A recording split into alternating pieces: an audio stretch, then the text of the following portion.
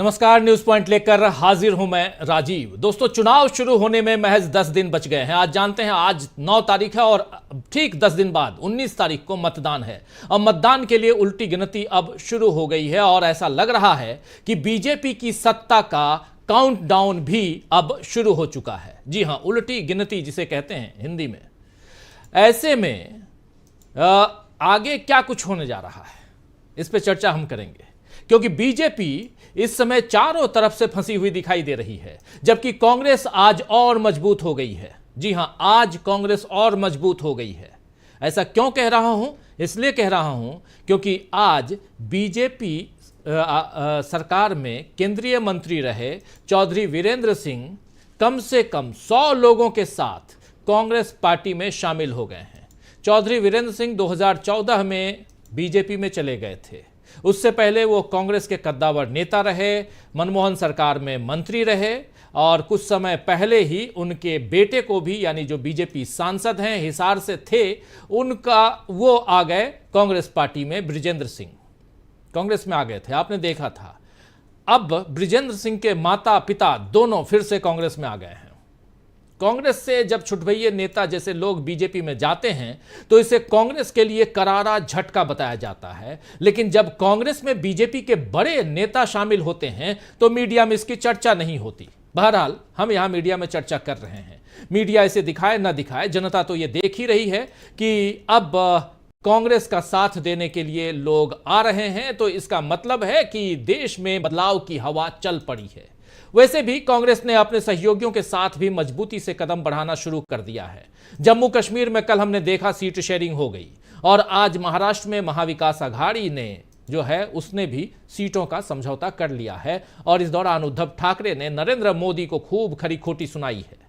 क्या कुछ कहा है उद्धव ठाकरे ने, ये आपको सुनाएंगे, हम दिखाएंगे, बताएंगे। लेकिन उससे पहले राहुल गांधी ने आज शहडोल में महुआ बीनती हुई महिलाओं से जो अचानक मुलाकात की, वो काफी चर्चा में है। उसे देख लेते हैं। सबसे पहले राहुल गांधी महुआ बीनते हुए मध्य प्रदेश के शहडोल में महिलाओं से चर्चा कर रहे हैं। अचानक निकले और खेत में महिलाएं जो हैं, महुआ, आप जानते हैं महुआ जो है एक बहुत ही शानदार फल है और इसकी खुशबू भी शानदार होती है। इसको बनाकर, इसको थोड़ा सुखा के, गला के इसकी शराब भी बनाई जाती है और इसका लड्डू भी बनाया जाता है। तो अलग अलग ढंग से महुआ का इस्तेमाल होता है। इसको हर्बल के रूप में भी इस्तेमाल करते हैं, बीमारियों में भी काफ़ी सहायक ये फल होता है। बहुत ही शानदार फल है। अगर आपने नहीं खाया है तो कोशिश कीजिए, ज़रूर खाएं। लेकिन राहुल गांधी इस फल को बिनती हुई, चुनती हुई महिलाओं के से लेके खाते हुए, टेस्ट करते हुए क्या कुछ बता रहे हैं, क्या बातें कर रहे हैं, सुन लीजिए। नमस्कार। मिलने के लिए। अच्छा, तो यहाँ तो जमीन से उठाते हो? हाँ,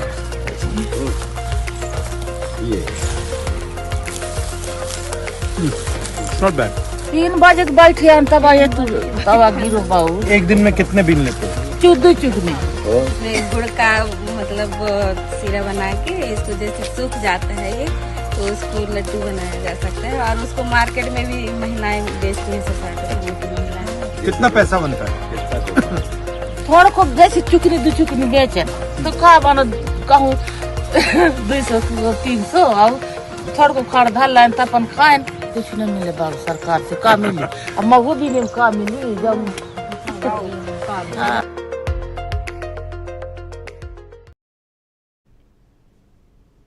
तो आप देख रहे थे राहुल गांधी को महुआ बीने से काम मिली, कह रही हैं महिलाएं।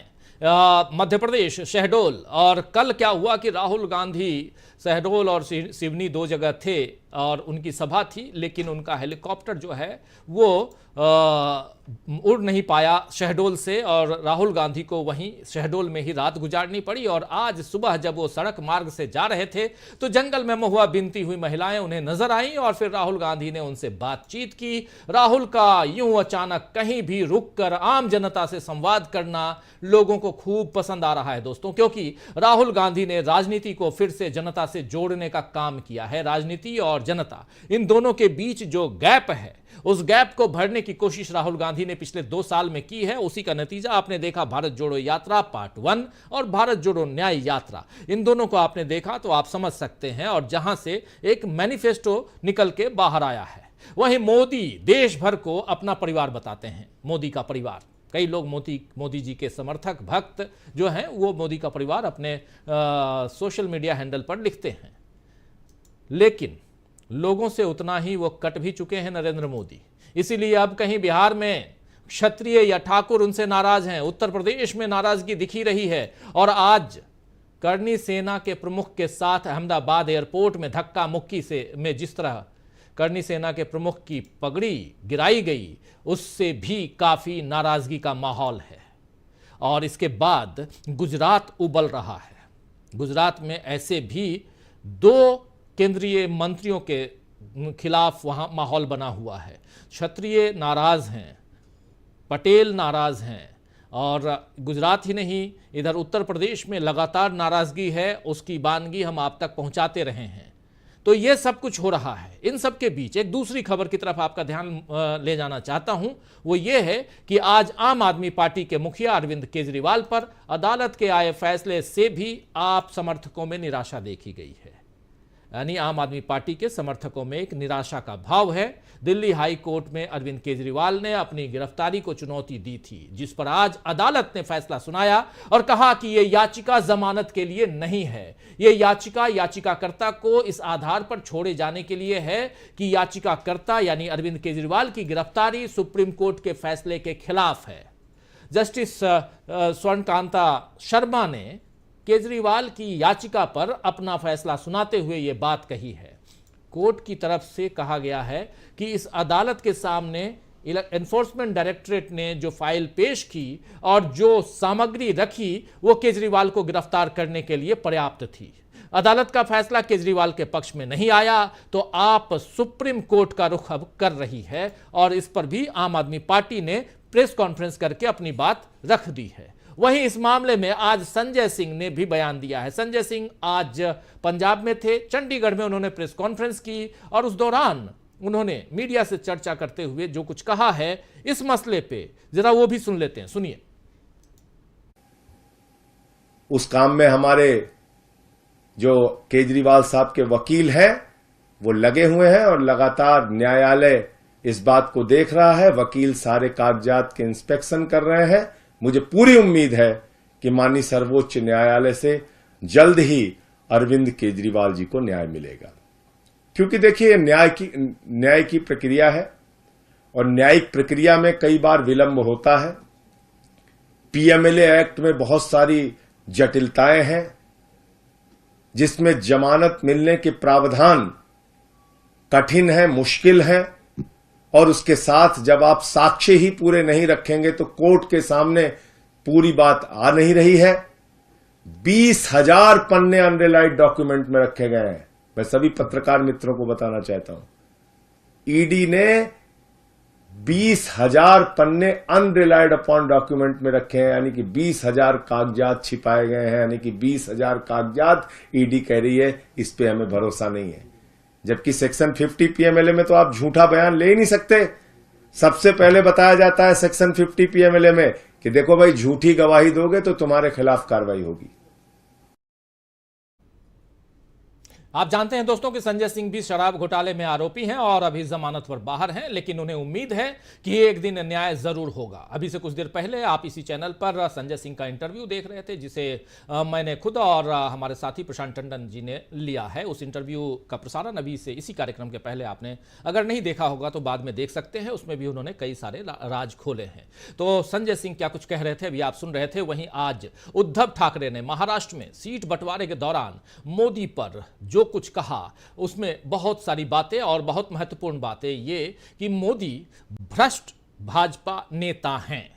जो मोदी के साथ उन्होंने कहा साफ साफ उद्धव ठाकरे ने कि मोदी जो हैं वो यहां प्रचार के लिए आ रहे हैं और एक प्रधानमंत्री के रूप में प्रचार करने नहीं, बल्कि चुनाव का वक्त है और चुनाव के वक्त एक नेता के रूप में भाजपा नेता के रूप में प्रचार करने के लिए आ रहे हैं। और मैं इसे भ्रष्ट भाजपा नेता के रूप में देखता हूं। यानी कि नरेंद्र मोदी के ऊपर अब जो विपक्ष है वो भ्रष्टाचार का आरोप साबित करने की तरफ बढ़ता हुआ दिखाई दे रहा है। तो बीजेपी हर तरफ से दोस्तों फंसी हुई दिख रही है, वहीं कांग्रेस और इंडिया गठबंधन मजबूत है। ऐसे में कहा जा सकता है कि बीजेपी की सत्ता का काउंटडाउन शुरू हो गया है। क्या देश में चल रही है बदलाव की लहर? क्या चुनाव से पहले इंडिया ने बना ली है बढ़त और क्या बीजेपी के साथ हो गया है खेल? आइए इन तमाम सवालों का जवाब ढूंढने की कोशिश करते हैं। हमारे साथ कुछ वरिष्ठ साथी जुड़े हुए हैं, उन सबसे आपका परिचय करवाता हूं और आगे बढ़ते हैं। देखिए 6 वरिष्ठ साथी जुड़े हुए हैं हमारे साथ शकील अख्तर जी जुड़े हुए हैं, राहुल लाल जी जुड़े हुए हैं, संजय कुमार सिंह साहब हैं हमारे साथ, प्रशांत टंडन जी हैं, डॉक्टर दीपक पाचपोर जी हैं और अमलेंदु उपाध्याय जी हैं।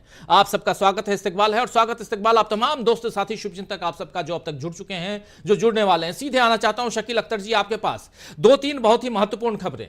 कल खबर आई उधर जम्मू कश्मीर से, उमर अब्दुल्ला ने प्रेस कॉन्फ्रेंस की यहां दिल्ली में और उस प्रेस कॉन्फ्रेंस में बात हुई कि नेशनल कॉन्फ्रेंस और कांग्रेस पार्टी के बीच जम्मू कश्मीर और लद्दाख के लिए 3-3 सीटों पर समझौता हो गया।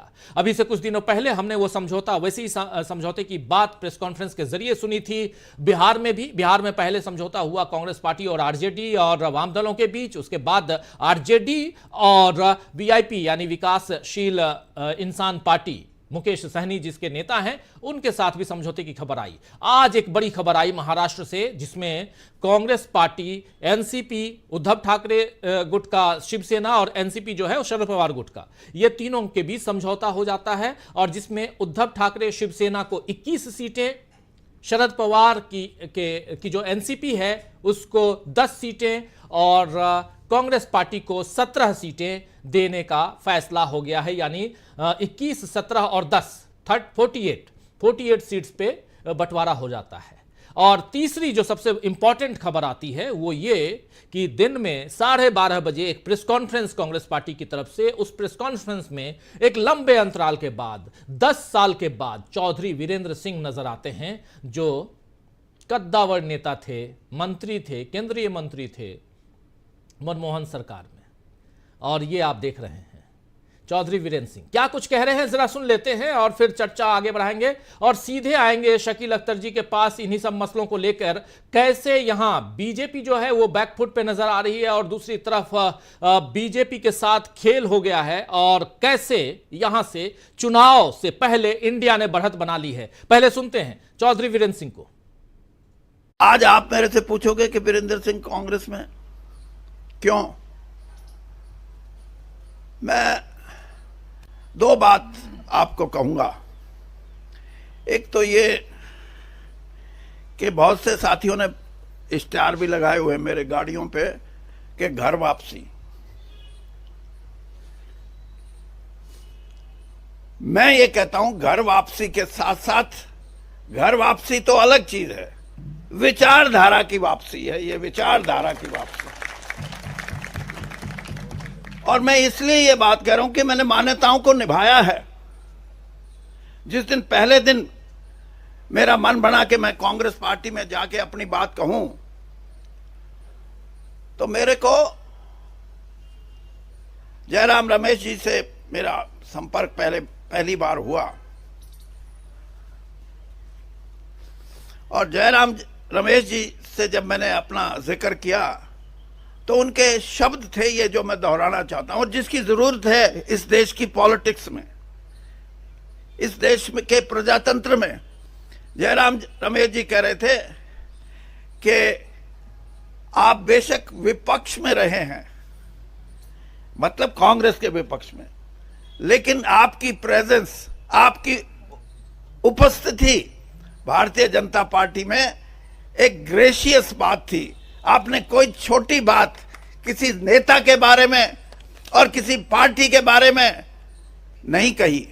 और आज भी मैं ये बात कहता हूं कि इस देश के जो प्रजातंत्र से जुड़े हुए लोग हैं, जो अपने आप को नेता और बड़े नेता की संज्ञा देते हैं, उनको भी व्यवहारिक रूप से कुछ मान्यताएं हैं, कुछ गरिमा है, उसको निभाना चाहिए। और अगर हम इन मान्यताओं को निभाएंगे तो हमारा देश मजबूत होगा। तो इसलिए मैं ये बात कही कि मैं घर वापसी तो है ही, लेकिन विचारधारा की वापसी है।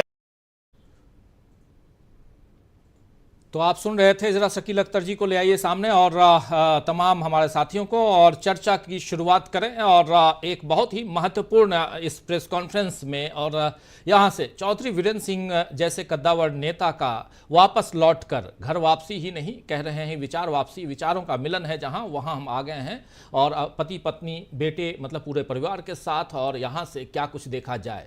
एक तरफ अभी थोड़ी देर पहले मैं कह भी रहा था कि इतने कद्दावर नेता, एक नहीं कई आ गए कांग्रेस पार्टी में, उसकी चर्चा कम, उसकी चर्चा नहीं के बराबर, और छुट भैया नेता जाते हैं तो खूब चर्चा होती है। शकील अख्तर जी, देखिए, आप कह रहे हैं बेटे और पत्नी के साथ आ गए, परिवार के साथ आ गए, तो ये परिवार जो है देश की राजनीति का बहुत बड़ा परिवार है, और हरियाणा का तो है ही। चौधरी बीरेंद्र सिंह जो हैं सर छोटू राम के ग्रैंडसन हैं। सर छोटू राम एक ऐसा नाम है जो हरियाणा की राजनीति में वन एंड ओनली है। उनके बराबर कद का कोई नेता नहीं हुआ। स्वतंत्रता संग्राम सेनानी रहे, दीन बंधु ने कहा जाता था, जिन्होंने किसानों के आंदोलन किए, और उनका प्रसिद्ध वाक्य किसानों के लिए कि ओ मेरे भोले किसान बोलना सीख, लड़ना सीख। बहुत बड़े संघर्षशील व्यक्ति थे सर छोटू राम, तो ये उनके नाती हैं। और जो आज चौधरी बीरेंद्र सिंह ने कहा, वो उसी बड़प्पन के साथ कहा, उसी भारीपन के साथ कहा कि राजनीति में किस तरह से व्यवहार होना चाहिए, किस तरह से बोलना चाहिए। तो ये उन्होंने उस गरिमा को चौधरी बीरेंद्र सिंह ने बहुत अच्छी तरह निभाया है, और उनके आने से, उनकी वजह से आज कांग्रेस के मुख्यालय में एक ऐसा दृश्य देखने को मिला जो बहुत लंबे अरसे बाद देखा गया।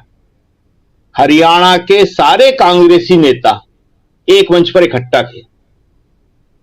कांग्रेस में गुटबाजी की चर्चा हर राज्य में होती है, लेकिन इन दिनों हरियाणा में बहुत ज्यादा हो रही है, और पिछले कई सालों से हो रही है। लेकिन आज चौधरी वीरेंद्र सिंह के स्वागत के लिए हुड्डा थे, भूपेंद्र सिंह हुड्डा जो पूर्व मुख्यमंत्री रहे हैं, सुरजेवाला थे, रणदीप सिंह सुरजेवाला, कुमारी शैलजा थी, किरण चौधरी थी, प्रदेश कांग्रेस के जो अध्यक्ष है उदयवान जी वो थे, सारे नेता मौजूद थे। और ये अपने आप में बहुत बड़ी बात है, क्योंकि हरियाणा के बारे में एक ही बात कही जा रही है कि वहां पे जनता और कार्यकर्ता कांग्रेस को जिताना चाहती है, बहुत अच्छी तरह जिताना चाहती है, मगर ये गुटबाजी जो वहां की है वो कांग्रेस की जीत में सबसे बड़ी बाधा है। तो अगर ये दूर हो गई, जैसा कि आज दृश्य देखने को मिला, तो इसके बाद बीजेपी की मुसीबतें जो है सबसे ज्यादा हरियाणा में बढ़ जाएंगी, और वहां लोकसभा के फौरन बाद जो है विधानसभा का चुनाव है। तो ये कांग्रेस के लिए आज एक बहुत ही पॉजिटिव चीज रही है। वीरेंद्र सिंह का आना, उनके बेटे ब्रजेंद्र सिंह तो पहले आ ही चुके हैं, एमपी हैं वो हिसार से, उनकी जो वाइफ है वो भी एमएलए रह चुकी हैं। तो ये एक अच्छी बात है। और जो चौधरी बीरेंद्र सिंह ने बड़े सदे हुए शब्दों में कहा, साफ तौर पे कहा पत्रकारों से बात करते हुए अलग अलग सबसे, तो उन्होंने एक बात बड़ी अच्छी कही। उन्होंने कहा हर पार्टी को छोड़ के लोग आते हैं और जाते हैं, चौधरी बीरेंद्र सिंह भी आए गए थे, मोदी जी का जब चढ़ाव का टाइम था, अब आए हैं, तो वो कह रहे हैं उतार का टाइम है इनका। मैं देख रहा हूं इसको कि मोदी जी की लोकप्रियता तेजी के साथ गिरती जा रही है, भाजपा नीचे की तरफ जा रही है। उन्होंने कहा बस अब देखने की बात यह है कि वो किस गति से जाते हैं, बहुत तेज गति से या कुछ कम गति से, लेकिन उनकी लोकप्रियता गिर रही है और उनके उतार का समय शुरू हो गया है। तो ये तो हरियाणा की राजनीति थी जो कांग्रेस के लिए आज बहुत ही अच्छी रही। और दूसरी महाराष्ट्र की, महाराष्ट्र एक बहुत ही इंपॉर्टेंट राज्य है। लोकसभा चुनाव के बाद आपने 2014 के बाद देखा होगा, तत्काल बाद महाराष्ट्र में सबसे पहले बीजेपी ने, नरेंद्र मोदी जी ने सरकार बना ली थी वहां पे, और सबसे ज्यादा तोड़फोड़ जो है उन्होंने महाराष्ट्र में ही मचाई है। शिवसेना को तोड़ा, शरद पवार को तोड़ा, कांग्रेस को तोड़ा, हर पार्टी को तोड़ा है उन्होंने वहां पे। लेकिन उसके बावजूद भी ये तीनों पार्टियां जो हैं इस बात के लिए एक मत है कि इस बार लोकसभा के चुनाव में एक साथ लड़के और उसका विधानसभा के चुनाव है, मोदी जी को और बीजेपी को हराना है। उद्धव ठाकरे को सबसे ज्यादा सीटें मिली हैं, वो ठीक है, क्योंकि उद्धव ठाकरे ने मुख्यमंत्री रहते हुए महाराष्ट्र में एक बहुत अच्छी इमेज बनाई है और आज महाराष्ट्र के सबसे बड़े नेताओं में उद्धव ठाकरे शामिल हैं। उनके ऊपर लोग विश्वास करते हैं, उनकी विश्वसनीयता बहुत बढ़ गई है। 21 सीटें उद्धव ठाकरे को, उसके बाद 17 कांग्रेस को, सबसे पुरानी पार्टी कांग्रेस, और 10 शरद पवार को। और इस बार महाराष्ट्र जो है सबसे निर्णायक रोल अदा करने वाला है लोकसभा चुनाव में। वहां पे बीजेपी को और जो शिवसेना टूट के गई है उसको और अजीत पवार को बहुत बड़ी चोट लगने वाली है। अगर आप महाराष्ट्र जाएं, वहां के लोगों से मिलें, तो आपको मालूम पड़ेगा कि उद्धव के साथ आम जनता की बहुत गहरी सहानुभूति है। वो समझते हैं कि उद्धव के साथ बहुत बड़ा धोखा हुआ है, विश्वासघात हुआ है, उसकी सरकार अच्छी चल रही थी, उसको जबरदस्ती हटाया गया है। तो राजीव जी, ये दोनों घटनाएं जो हैं बहुत इंपॉर्टेंट है। इसके अलावा केजरीवाल का फैसला, उसके बाद में बात करेंगे। तो ये दोनों घटनाएं जो हैं आज की कांग्रेस के हिसाब से और इंडिया गठबंधन के हिसाब से बड़े पॉजिटिव संकेत हैं। बिल्कुल सही कह रहे हैं आप, एक पॉजिटिव संकेत है। हमारे साथ जुड़ गए हैं हमारे साथी धनंजय कुमार जी। धनंजय जी, आपका स्वागत करता हूं इस कार्यक्रम में, और आप तमाम साथी जो हमारे साथ बाद में जुड़े हैं, आप सबका भी एक बार फिर से स्वागत है, इस्तकबाल है। और सीधा जरा आना चाहता हूं जल्दी से प्रशांत टंडन जी आपके पास। प्रशांत जी, सहानुभूति की बात कर रहे थे शकील अख्तर जी। सहानुभूति वोट जो है, सिंपैथी वोट और फ्लोटिंग वोटर्स जो होते हैं वो काफ़ी इसमें उनका रोल होता है।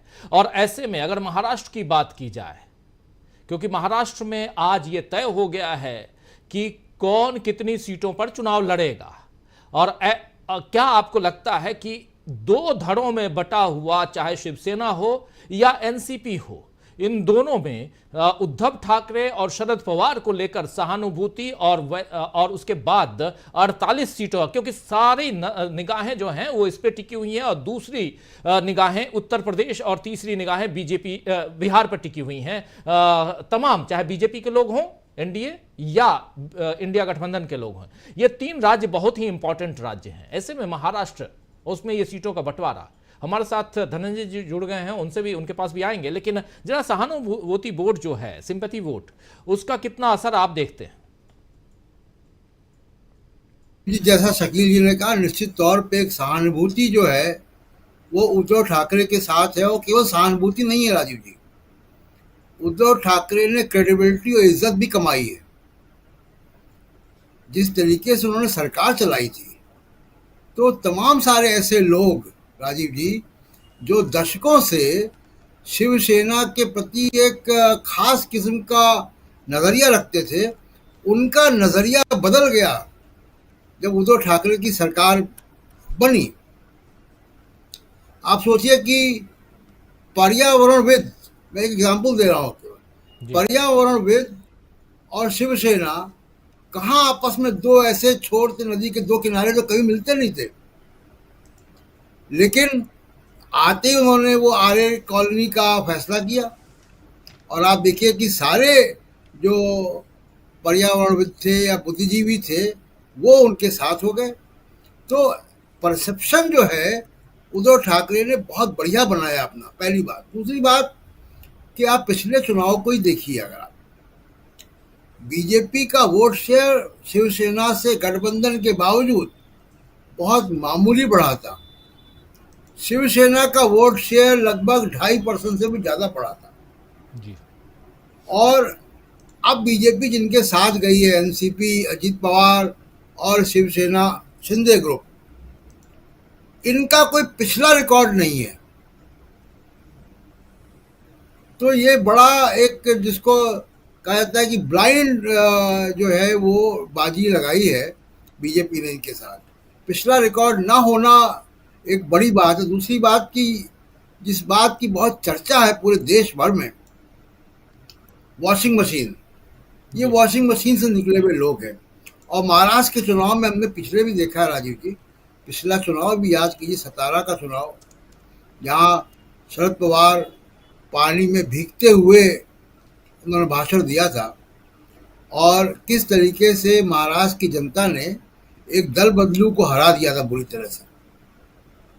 जी तो महाराष्ट्र की जनता या देश की कहीं की भी जनता दल बदलुओं को बहुत अच्छे नजरिए से नहीं देखती है।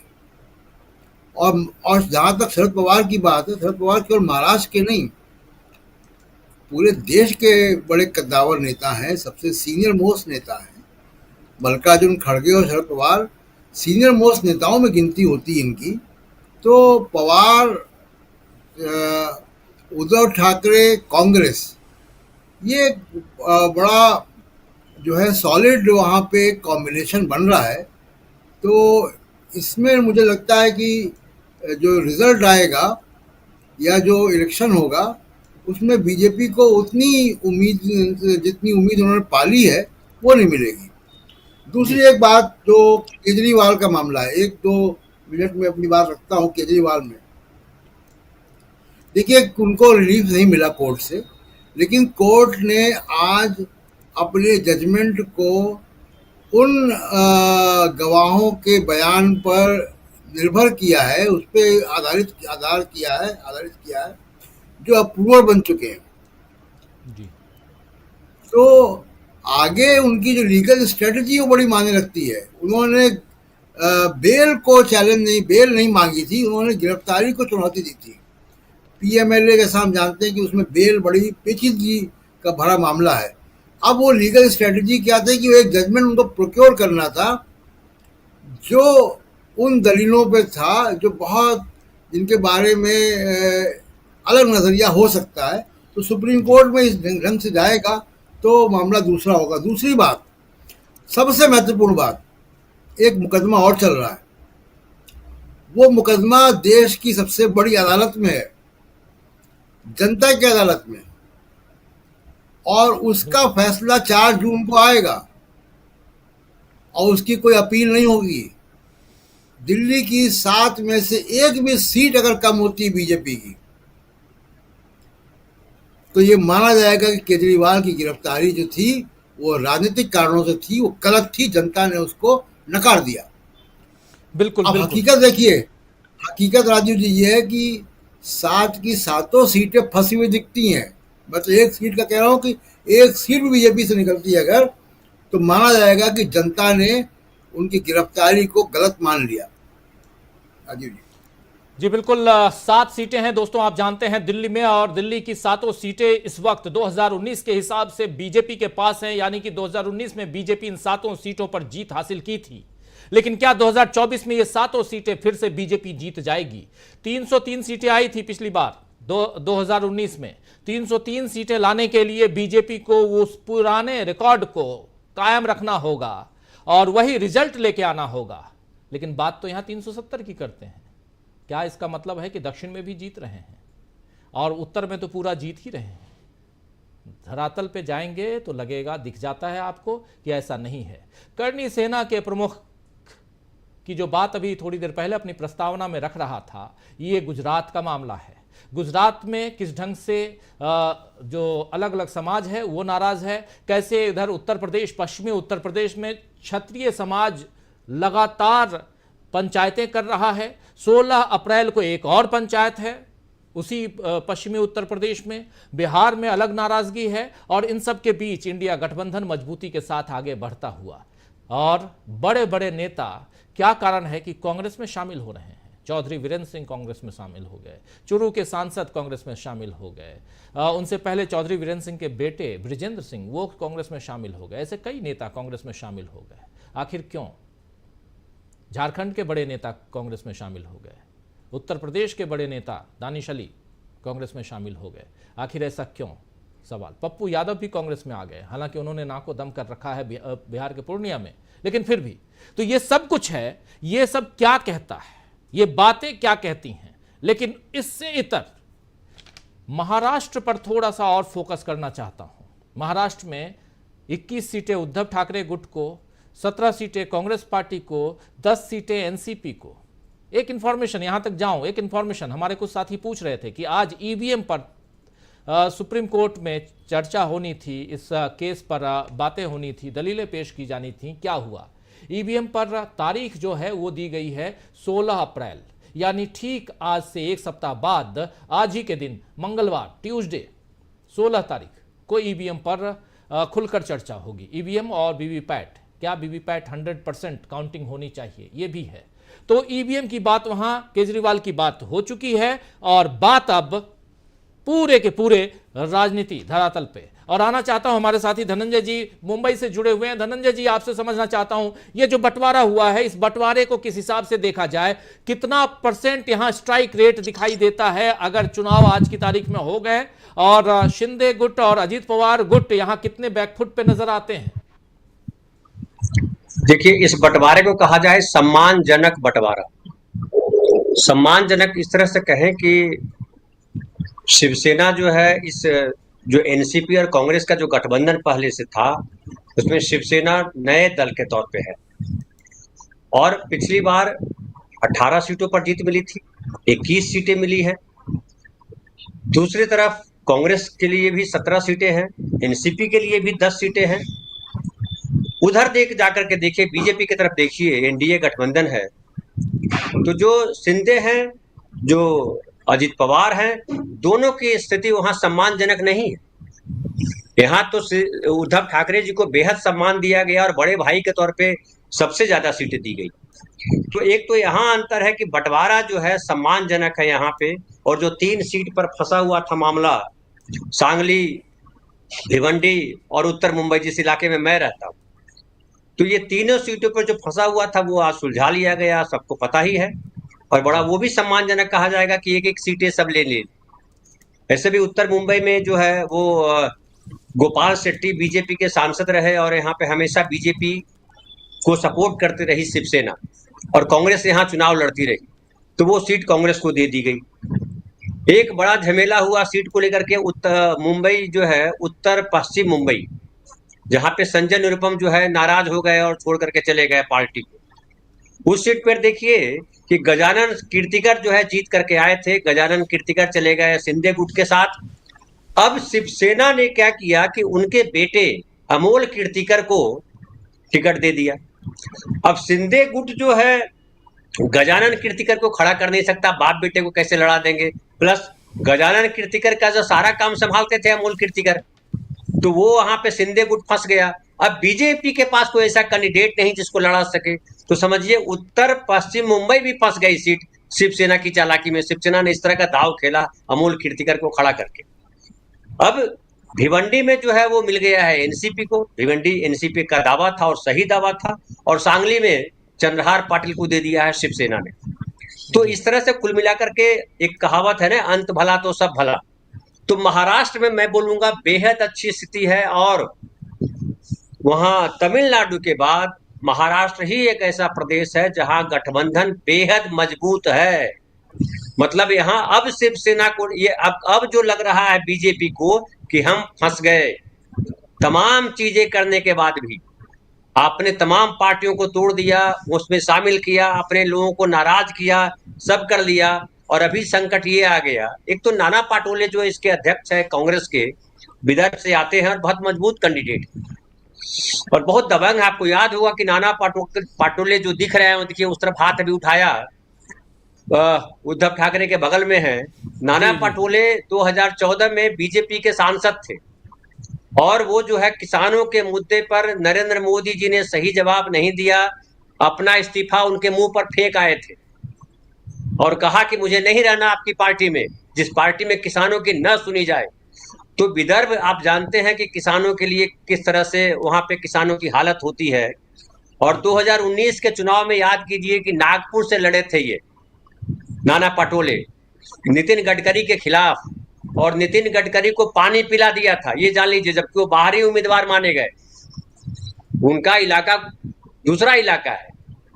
तो इस तरह से अभी जो हालात दिख रहे हैं, जो खास करके प्रथम चरण में जो 5 लोकसभा में चुनाव हो रहे हैं, 5 लोकसभा कांग्रेस के पास है और कांग्रेस बेहद मजबूत स्थिति में है। ग्राउंड रिपोर्ट तो ये कह रहा है कि जो विकास ठाकरे जी को नागपुर से टिकट दिया गया है, वो भी इस बार चैलेंज देने की स्थिति में है, और कोई ताज्जुब नहीं कि नितिन गडकरी हार जाए। अभी ये स्थिति कही जा रही है। और कैसे आपको याद होगा कुछ दिन पहले नितिन गडकरी ने बयान दिया था कि हम चुनाव प्रचार नहीं भी करने जाएंगे तो 5 लाख वोटों से जीतेंगे। उनके बेटे ने बयान दिया था कि हम बीजेपी की वजह से नितिन गडकरी नहीं है, नितिन गडकरी की वजह से बीजेपी है। लेकिन अभी वहां के हालात ये हैं, वहां के जो लोग बता रहे हैं नागपुर के, कि लगातार मीटिंग्स चल रही है नितिन गडकरी की। तो ये सब क्या बतला रहा है? ये सब बतला रहा है कि महाराष्ट्र में महाविकास आघाड़ी की स्थिति बेहद मजबूत है और इस बात से बीजेपी बेहद परेशान है। यहाँ कोई दाव चल नहीं रहा है बीजेपी का। जी धनंजय जी, एक बात बताइए, जो 3 नेता गए, मिलिंद देवड़ा गए उसी दिन जिस दिन राहुल गांधी ने भारत जोड़ो न्याय यात्रा की शुरुआत की थी। मुझे याद है हम मणिपुर में उस यात्रा को कवर कर रहे थे। राहुल गांधी की यात्रा की शुरुआत हो रही थी, सुबह सुबह खबर आई, हेडलाइंस, मिलिंद देवड़ा आउट। उसके बाद आगे बढ़ते हैं, राहुल गांधी थोड़ा और आगे आते हैं, बिहार तक पहुंचने की कोशिश करते हैं, तब तक अशोक चौहान चले जाते हैं। और अभी चुनाव की घोषणा के बाद संजय निरुपम, अभी आप नाम भी ले रहे थे संजय निरुपम का, ये तीनों के जाने से क्या फर्क पड़ा है कांग्रेस के ऊपर, या क्या फर्क पड़ता हुआ दिखाई दे रहा है जनता के बीच? कोई फर्क है?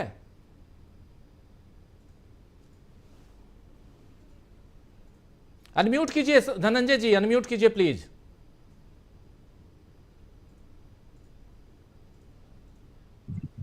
हेलो, आवाज आ रही है? जी जी जी प्लीज, जी आ रही है।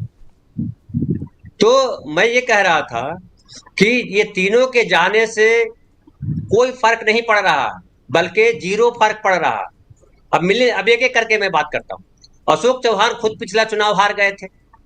अशोक चौहान जी जो है अब पुराने नेता हो गए, लेकिन जिस तरह का उनका व्यवहार दिख रहा था, आदर्श घोटाला की बात थी और सारी चीजें थी, तो उनके जाने से बहुत फर्क नहीं पड़ा। चूंकि इस बार ये जो लड़ाई चल रही है उसमें शिवसेना और नाना पटोले जो कांग्रेस के नेता हैं, नए नेता हैं, जुझारू नेता हैं, उनके नेतृत्व में लड़ाई चल रही है।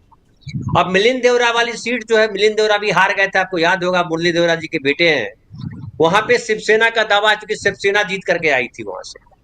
तो शिवसेना जब जीत के आई तो वो सीट तो कांग्रेस ले नहीं सकती, जीती हुई सीट शिवसेना क्यों छोड़ेगी? और आप सब जानते हैं कि मुंबई में शिवसेना का सबसे बड़ा आधार है। तो वहां मिलिंद देवरा को टिकट मिलना नहीं था, इसलिए वो चले गए भाग करके। अब बाकी पता नहीं ईडी का क्या चक्कर है, मुझे ज्यादा जानकारी उस बारे में नहीं है। अब संजय निरुपम की बात लीजिए। संजय निरुपम को जो है वहां से अगर टिकट दिया जाता और गजानन कीर्तिकर चुनाव लड़ते तो गजानन कीर्तिकर भारी पड़ जाते, संजय निरुपम कमजोर रह जाते। अमोल कीर्तिकर को देकर के 2 निशाने साधे एक साथ उद्धव ठाकरे ने। एक तो साधा ये कि शिंदे गुट को डिफंक्ट कर दिया, गजानन कीर्तिकर लड़ नहीं सकते, अब कोई कैंडिडेट नहीं। बीजेपी के पास कोई ऐसा कैंडिडेट है नहीं, क्योंकि बीजेपी का आधार मुंबई में नहीं है, उत्तर मुंबई में रहा है, जहां से पीयूष गोयल इस बार लड़ रहे हैं गोपाल शेट्टी को हटा करके। लेकिन अगर मजबूत कैंडिडेट कांग्रेस ने दे दिया यहाँ उत्तर मुंबई में, तो उनकी हालत भी इस बार पतली होने वाली है पीयूष गोयल जी की। और एक और बताऊं मैं आपको, गोविंदा को लाया गया बहुत ढोल बजा करके कि गोविंदा जी आ गए, शिंदे गुट में गोविंदा जी आ गए। उनसे कहा गया कि लड़ लीजिए यहाँ से, संजय निरुपम जिस सीट पे झगड़ा कर रहे थे, तैयार नहीं हुए गोविंदा। ये क्या बतलाता है? ये बतला रहा है कि मुंबई में, या जो ऐसा प्रशांत भाई कह रहे थे कि सब ये जो सरकार जब बनाई शिवसेना ने, उद्धव ठाकरे ने ऐसे मुख्यमंत्री के तौर पे खुद को प्रेजेंट किया जिससे हर आदमी मुतासिर है, इवन मुसलमानों के भीतर या जो दूसरे अल्पसंख्यक हैं सबके भीतर है। इवन उत्तर प्रदेश बिहार के लोगों को अक्सर शिकायत रहती थी कि शिवसेना वाले मारपीट करते हैं, पता नहीं क्या क्या करते हैं वो। और जो छवि एक गढ़ी हुई थी शिवसेना को लेकर के, ये जो भाग गए ढेर सारे नेता, आपको याद कीजिए 40-45 नेता भाग गए, विधायक भाग गए, कई सांसद भाग गए। उनमें से कई सांसदों को तो टिकट नहीं मिल रहा है और उसकी अलग नाराजगी है उनके भीतर। कई विधायकों की जमीन नहीं है, उसका अलग टेंशन है। तो कुल मिलाकर के जो यहाँ स्थिति है, तीनों के जाने से कोई फर्क नहीं पड़ रहा है कांग्रेस पे, ये जान लीजिए। आप प्रिया दत्त को लेकर के भी बात कर सकते हैं कि प्रिया दत्त की सीट है, वहां प्रिया दत्त शांत होकर, प्रिया दत्त ने किया क्या इधर हाल के दिनों में? तो इसलिए जो नेता गए हैं उनपे दाग है। और इस बहाने अच्छा हुआ कि राहुल गांधी जी को अपनी नई टीम बनाने में लाभ मिलेगा इसका। और नाना पटोले बहुत बढ़िया काम कर रहे हैं, बहुत जुझारू नेता है, तो उनके नेतृत्व में हो रहा है। महाराष्ट्र में कांग्रेस लड़ रही है, ये बहुत अच्छी बात है जी।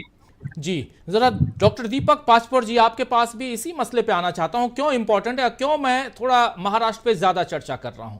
इसलिए कर रहा हूं क्योंकि दूसरा स्टेट है ये। उत्तर प्रदेश के बाद सेकंड पोजीशन लोकसभा की सीटों के हिसाब से, और महाराष्ट्र और बिहार मिलकर जहां बीजेपी की हालत पतली है, पतली वर्ड उधार ले रहा हूं हमारे साथी धनंजय जी से, बीजेपी की हालत पतली दिखाई देती है। ये दो राज्य बहुत इंपॉर्टेंट, और दोनों राज्यों में पिछली दफा बीजेपी का काफी अच्छा स्ट्राइक रेट था, अच्छा परफॉर्मेंस था। लेकिन अभी महाराष्ट्र में इस गठबंधन और दोनों सहानुभूति नाम वर्ड जो शकील अख्तर जी ने इस्तेमाल किया था, क्या यहां सहानुभूति वोट दिखाई देता है आपको? क्या, क्योंकि आप भी बहुत नजदीक से जानते हैं, वहां आपने पत्रकारिता वर्षों की है, उस हिसाब से भी महाराष्ट्र का मिजाज क्या कहता है? और क्या आपको लगता है कि इधर विदर्भ का जो एरिया है, उस एरिया से और खासकर नागपुर से नितिन गडकरी हार सकते हैं? कुछ शकील अख्तर जी कुछ कह रहे हैं, पहले शकील अख्तर जी को सुन लेते हैं, फिर डॉक्टर दीपक पाचपोर जी।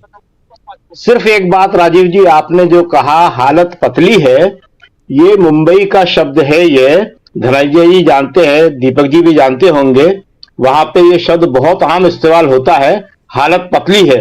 तो मुंबई के संदर्भ में आपने बहुत सही उपयोग किया, हालत पतली है। जी जी जी, इसलिए मैं बोला धनंजय जी से उधार लेके, मुंबईया हैं भाई, बैठे हुए हैं हमारे साथ।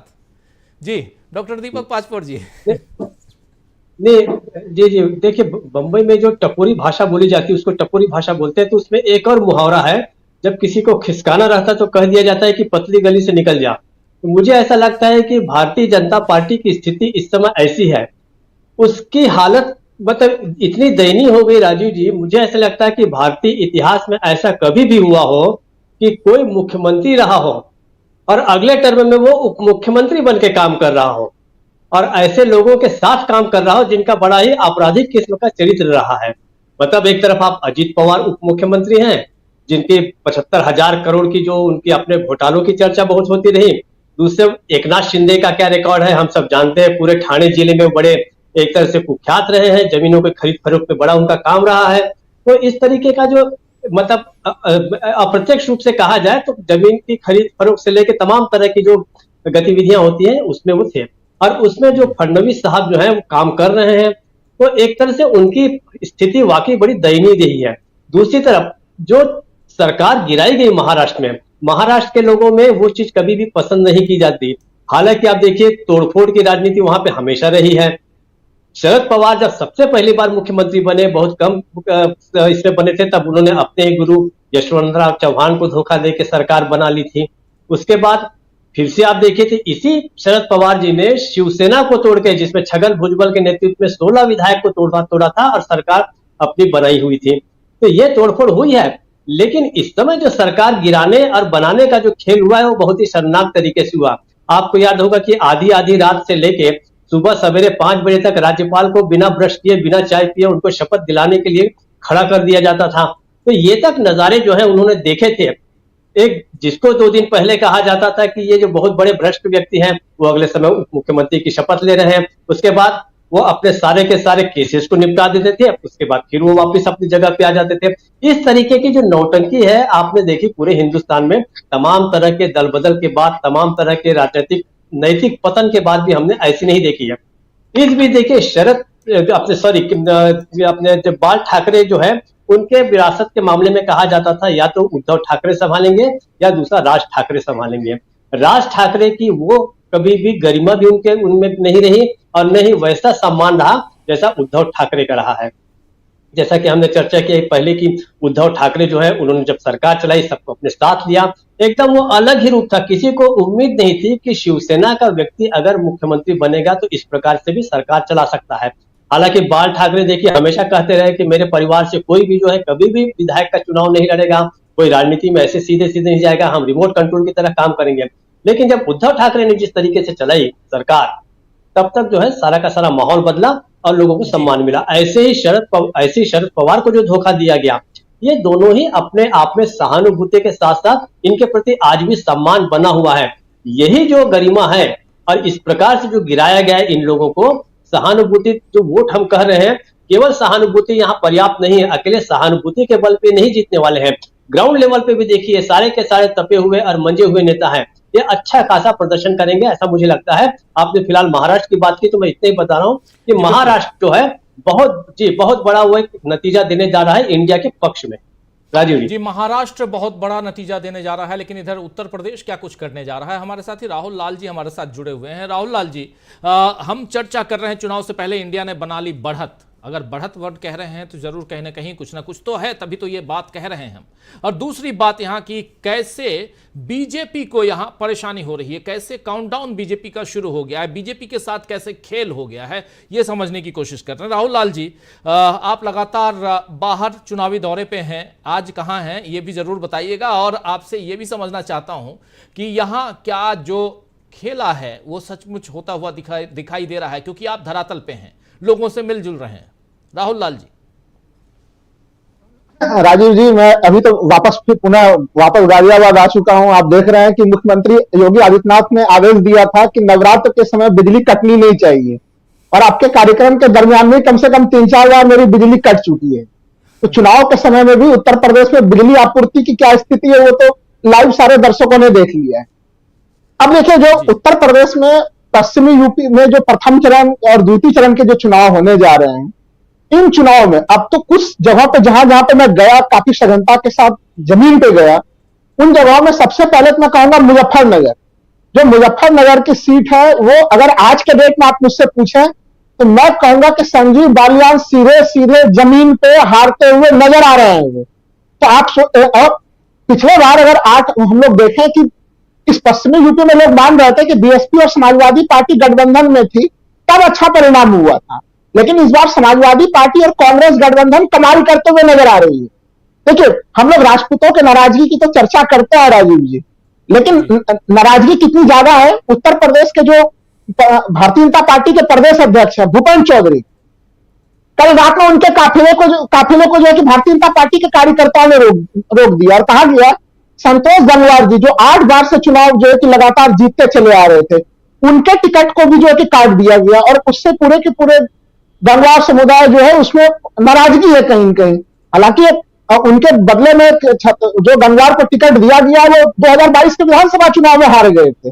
तो लोग ये पूछ रहे हैं कि हमारे बड़े कदकाठी के नेता को आप हरा दे रहे हैं, जो हारे हुए हैं उनको तो आप टिकट दे रहे हैं, और जो बड़े कदकाठी के नेता थे उनको बाहर का रास्ता दिखा दे रहे हैं। अगर उम्र का फॉर्मूला है तो क्या उम्र का फॉर्मूला संतोष गंगवार जी पे लागू हो रहा है और बाकी दूसरों हेमा मालिनी सहित जो दूसरे प्रत्याशी हैं उनके ऊपर उम्र का फॉर्मूला लागू नहीं हो रहा, जब दिन का पाल पे लागू नहीं हो रहा? तो नाराजगी देखिए। और दूसरी नाराजगी जो फील्ड में जाके लोग बोल रहे थे कि नाराजगी लोगों में जाट समुदाय में जबरदस्त है, और वो नाराजगी केवल जयंत चौधरी के प्रति नहीं है, नाराजगी राजीव जी जबरदस्त है भारतीय जनता पार्टी के सरकार के विरुद्ध। उनका यह कहना है कि जयंत चौधरी तो अपने आप को चवन्नी कहते थे कि मैं कोई चवन्नी नहीं जो पलट जाऊंगा, लेकिन उन लोगों का कहना है जाट बिरादरी में कि उन्होंने अपनी औकात चवन्नी वाली भी नहीं रखी है। कम से कम जाटों के 16 सीट ऐसे हैं पश्चिमी यूपी में जो काफी प्रभाव रखते हैं। 2 सीटों के बदले में कम से कम अगर चवन्नी की स्थिति रखते 4 सीट तो उन्हें मिलनी चाहिए थी। ये अलग अलग जाटों के बस्तियों में लोग बोल रहे हैं। तो आप जाटों की नाराजगी है, और वो जाटों की नाराजगी मुजफ्फरनगर में संजीव बालियान वहां पे जरूर खड़े हैं, लेकिन उन्हें लोग अपने जाट नेता के रूप में नहीं देख रहे हैं। उन्हें लोग मान रहे हैं कि एक तरह से उन्होंने जाटों का अपमान किया है। तो देखिए, उनको जाटों की नाराजगी झेलनी पड़ रही है, उनको कहीं कहीं राजपूतों की नाराजगी झेलनी पड़ रही है, जो ओबीसी के दूसरे समूह है वहां पे उनकी नाराजगी झेलनी पड़ रही है। ये तो मैंने एक स्थिति वहां की बताई। आप दूसरी स्थिति जो मेरठ की स्थिति है, मेरठ में जो टीवी सीरियल के राह में जिस राम के भरोसे बीजेपी को पूरी उम्मीद थी कि वो वहां से राम लहर पैदा करेंगे, वो अपने वहां पे जो तमाम स्थितियां बनी है वो अपना चुनाव हारते हुए नजर आ रहे हैं। अखिलेश यादव के ऊपर लोग आरोप लगाते रहे कि वो कंफ्यूज है, लेकिन उन्होंने जो मास्टर स्ट्रोक रणनीति चली, लास्ट समय में उन्होंने टिकट बदला और सुनीता वर्मा जी को टिकट दिया। अब स्थितियां बिल्कुल बदल चुकी है। और आपने अपने भूमिका में अच्छी से कहा था राजीव जी कि लोग बीजेपी के बड़े बड़े लोग जो है कि लिख रहे हैं मोदी का परिवार, मोदी का परिवार, लेकिन बीजेपी के एक नेता तो अपने नाम में नहीं लिख रहे मोदी का परिवार, वो है वरुण गांधी। उनके एक्स पे ट्विटर हैंडल पे उन्होंने मोदी का परिवार नहीं लिखा है, उन्होंने बीजेपी भी नहीं लिखा है, अपने आप को बीजेपी के बारे में भी लिखना उन्होंने बंद कर दिया है। और आज सोच के देखिए कि वो गए हुए, आज प्रधानमंत्री जी पीलीभीत पहुंचे हुए थे और वहां पे उनकी अनुपस्थिति देखी गई वरुण गांधी की। वरुण गांधी पीलीभीत में अनुपस्थित रहे। बीजेपी के लोगों ने पहले तर्क दिया था कि मेनका गांधी पहुंचेंगी, मेनका गांधी भी नहीं पहुंचे। और जो चीजें बताई गई वरुण गांधी के टीम की तरफ से कि संभवतः वो कोरोना पॉजिटिव है, बीजेपी के लोग बता रहे हैं कोरोना पॉजिटिव है, इसलिए जो है कि वो मंच पे नहीं पहुंचे। 28 मार्च को उन्होंने एक चिट्ठी लिखी थी राजीव जी, और उस चिट्ठी में उन्होंने लंबी चौड़ी चिट्ठी लिखी थी एक्स पे वरुण गांधी ने। और आप देखिए उसके बाद से वरुण गांधी ने कोई भी टिप्पणी नहीं लिखी है अब तक, यानी 28 मार्च से उनका ट्विटर बिल्कुल शांत पड़ा हुआ है। लोग सवाल पूछ रहे हैं कि चलिए आप कोरोना के दरमियान में पीड़ित थे, अगर उनका सहयोग मोदी जी को मिल रहा था तो फिर कम से कम एक चिट्ठी लिख देते जिसमें वो कह देते कि ठीक है जितिन प्रसाद जी को वोट दीजिए।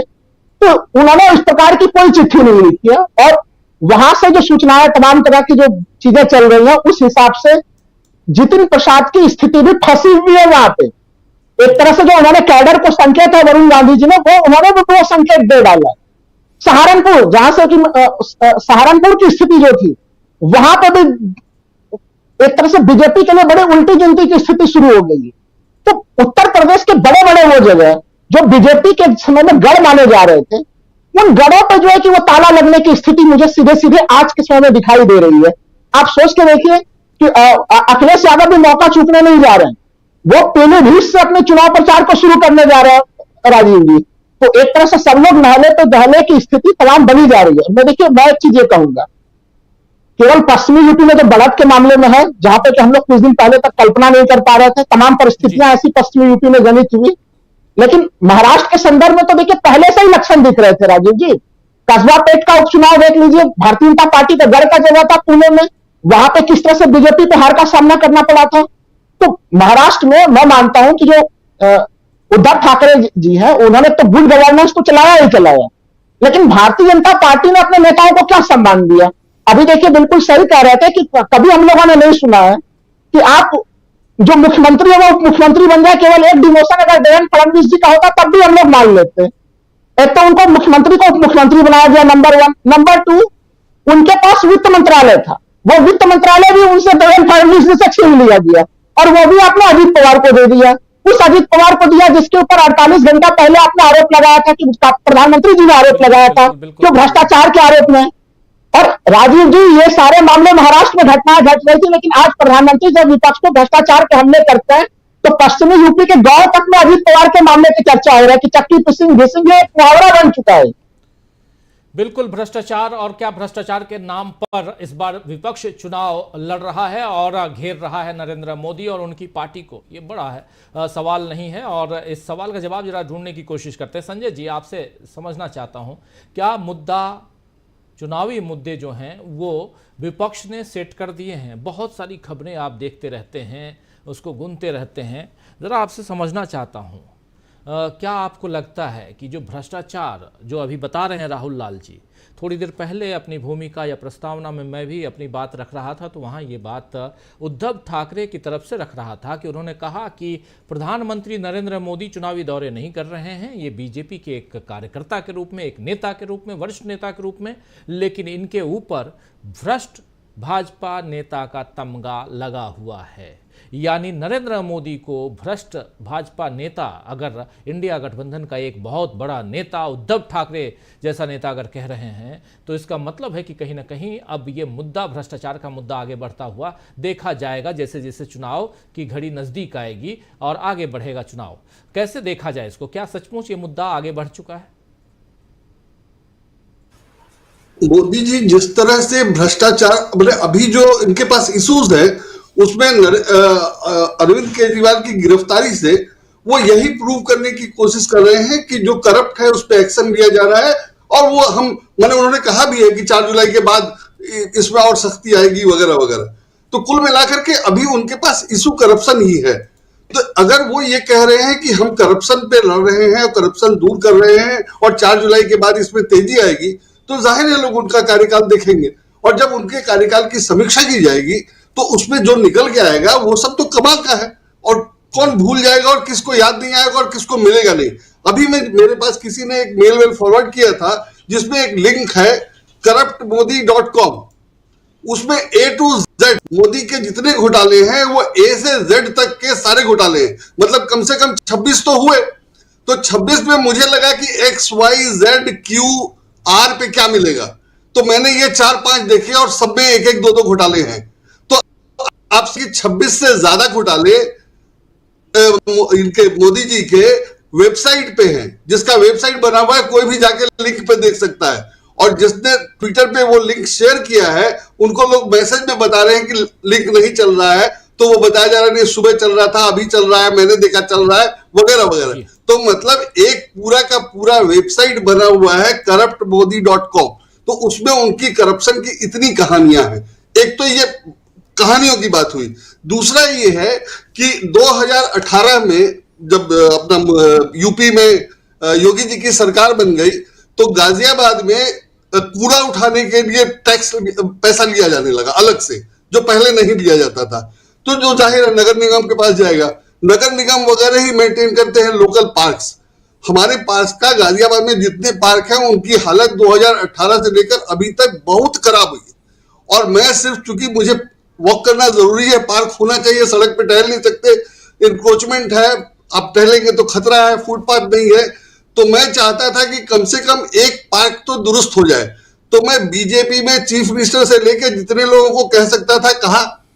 चूंकि मैं बीजेपी में किसी को बहुत नहीं जानता हूं इसलिए मैं डायरेक्ट नहीं कह सकता था, लेकिन चूंकि मैंने कई चिट्ठियां लिखी, कई बार अखबारों में खबर छपाई, तो जो बीजेपी के समर्थक और मेरे विरोधी हैं उन लोगों ने कोशिश की कि वो मेरा काम करवा दे तो मैं शायद शिकायत ना करूं, ना लिखूं। लेकिन ट्वीट करने से लेके मुख्यमंत्री को चिट्ठी से लेके खबर छपवाने तक मैं सब कर चुका। गाजियाबाद का एक पार्क नहीं ठीक हुआ है।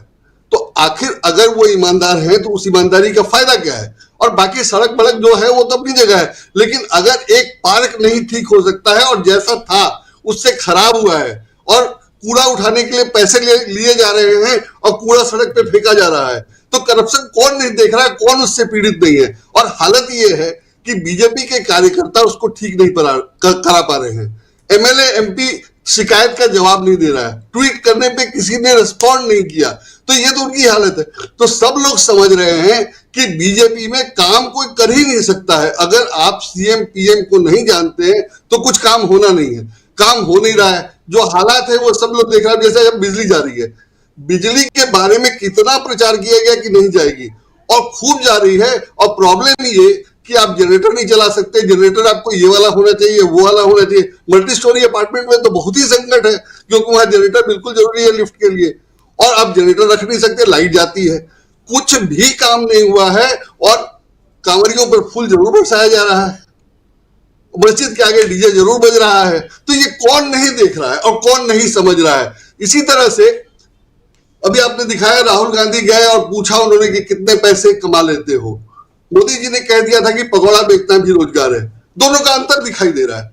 तो मोदी जी ने जब कह दिया कि पकौड़ा बेचना रोजगार है, और जब जीएसटी लागू हुआ तो एक कहानी थी, मैंने जीएसटी पे किताब लिखी थी, तो मुझे पता चला था कि एक भाई, कुछ लोग कहीं एक वो बेचते थे अपना छोले भटूरे, वहां खूब भीड़ रहती थी, तो जीएसटी के एक अधिकारी बैठकर दूर से गिनती करते थे कि कितने ग्राहक यहाँ आते हैं, और उस हिसाब से उसका रिटर्न वेरीफाई किया गया और उस पर जुर्माना लगाया गया कि आप रिटर्न कम करते हो।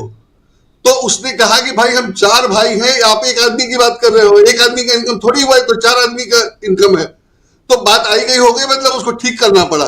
लेकिन कार्रवाई उस लेवल पे हो रही है कि जो भटूरे 4 भाई मिलकर के एक दुकान में भटूरे बेच रहे हैं, उस पर कार्रवाई हुई और उसके लिए अधिकारी बैठाया गया। 4 दिन बैठ करके उसने गिने कि कितने अधिकारी आ रहे हैं। तो इस लेवल पे आप लोगों को परेशान कर रहे हैं, और एंड रिजल्ट ये है कि कुछ मिल नहीं रहा है। तो उस सब का असर होगा। तो मुझे लगता है कि जिस ढंग से इन्होंने काम किया है उसमें यही होना था, और वो बहुत बढ़िया से दिखाई दे रहा है लोगों को, और वो वोटिंग में दिखाई देने वाला है, जो विरोध से सब नजर आ रहा है, जिसकी चर्चा हम सब लोगों ने अभी तक की। तो मुझे लगता है कि जिस ढंग से काम हुआ था उसमें यही होना था, और वो हो रहा है। जी जी जी जी, बिल्कुल बिल्कुल बिल्कुल। अमलेंदु उपाध्याय जी, क्या वरुण गांधी का जिक्र अभी कर रहे थे राहुल लाल जी, जरा आपसे समझना चाहता हूँ, वरुण गांधी का पीलीभीत की जनता के नाम जिस दिन उनको जब टिकट नहीं दिया गया, उसके बाद उन्होंने वहाँ हमने देखा कि एक चिट्ठी लिखी, वो अकेले हैं जो मोदी का परिवार नहीं लिखते हैं, कई नेता और भी हैं, लेकिन वरुण गांधी चूँकि सबकी नज़रें टिकती हैं उन पे, इसलिए भी गांधी परिवार से उनका संबंध होने के कारण भी। लेकिन दूसरी तरफ उनका आज नरेंद्र मोदी की सभा में नहीं होना, कोरोना है कि नहीं है ये मायने बाद में समझ में आ जाएगा, लेकिन नहीं होना ये क्या मायने रखता है? क्या उत्तर प्रदेश की, इसमें जोड़ना चाहता हूँ, क्या उत्तर प्रदेश की राजनीति में भी बदलाव दिखाई दे रहा है? निश्चित तौर पर राजनीति, मुझे लगता है कि एक हफ्ते के बाद शायद और खुल जाएगा राजनीति में क्या क्या बदलाव उत्तर प्रदेश किया रहा है। अगर वरुण गांधी को कोरोना है तो मेनका गांधी को तो कोरोना नहीं है ना। और मेनका गांधी आपकी प्रत्याशी भी हैं सुल्तानपुर से, और वहीं से सांसद भी रह चुकी हैं पीलीभीत से। तो पीलीभीत के आपके मौजूदा सांसद और कहा जाए कि भूतपूर्व सांसद दोनों आपके मंच पर मौजूद नहीं। और कांग्रेस के जिस व्यक्ति को आप लेकर के आए अपने यहाँ, जिसको लेकर के वो हार चुके हैं धौरहरा से 2 बार चुनाव, तो ये समझा जा सकता है राजीव जी की उत्तर प्रदेश के अंदर बहुत कुछ मामला गड़बड़ चल रहा है और बहुत चीजें ठीक ठाक नहीं है। अब एक वीडियो शेयर किया जा रहा है कि मंच पे जब भाषण चल रहा था तो योगी जी जो थे वो उठ के मोदी जी के पीछे से जाने लगे, तो मोदी जी ने हाथ पकड़ के आगे, नहीं आगे से जाइए। तो अब ये पीछे से और आगे जाने का जो चक्कर चल रहा है राजीव जी, इसके पीछे बहुत सारे खेल छुपे हुए हैं वहां बताया जाता है।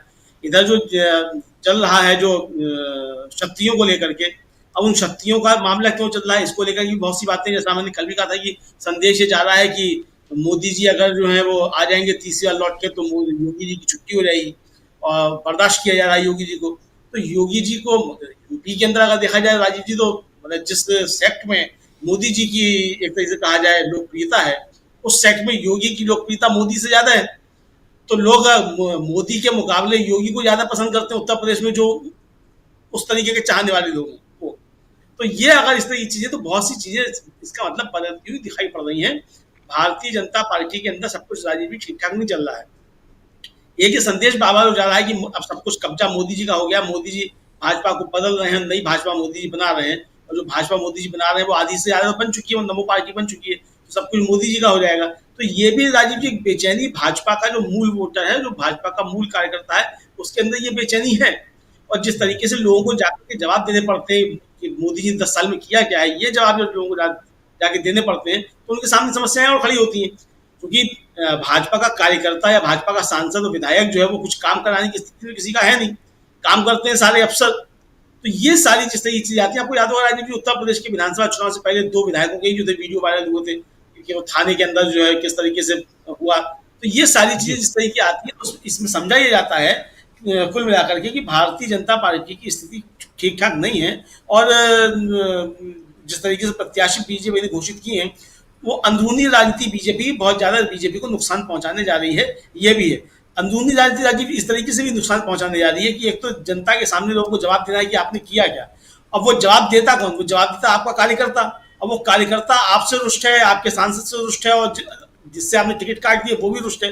अब जो गाजियाबाद की बात बताई जा रही है राजीव जी की, वीके सिंह वहां नाराज है और जिनको अतुल गर्ग को दिया गया है। आपको याद होगा कि बीच में खबर चली थी कि जो अतुल गर्ग के पीएस या पीए हैं, उन्होंने अपना व्हाट्सएप स्टेटस भी लगा दिया था, उसमें आरोप लगाया था कि जो उनकी पुत्री है वीके सिंह की, वो पैसे लेकर के कुछ टिकट विकेट करती है, इस तरह की खबरें चली थी, उसमें खूब बवाल हुआ था। तो ये अंदरूनी राजनीति जिस तरीके की हो रही है बीजेपी के अंदर, तो अब वहां अतुल गर्ग को आपने दे दिया वीके सिंह का टिकट काट करके। तो वीके सिंह क्षत्रिय शिरोमणि का टिकट काट के आपने जब दिया है अतुल गर्ग को, तो क्षत्रिय महासभा तो होगी राज्य में निश्चित तौर पर। तो ये सारी चीजें जिस तरीके से चल रही, तो भारतीय जनता पार्टी के लिए दिक्कतें काफी ज्यादा बढ़ी हुई हैं। और उत्तर प्रदेश को जिस तरीके से समझाया जा रहा था थोड़े दिन पहले तक, बल्कि 15-20 दिन पहले तक, कि साहब एकदम भारतीय जनता पार्टी के लिए क्लीन स्वीप होगा, मुझे लगता है राजीव जी की भारतीय जनता पार्टी को सबसे ज्यादा नुकसान उत्तर प्रदेश में ही होने जा रहा है।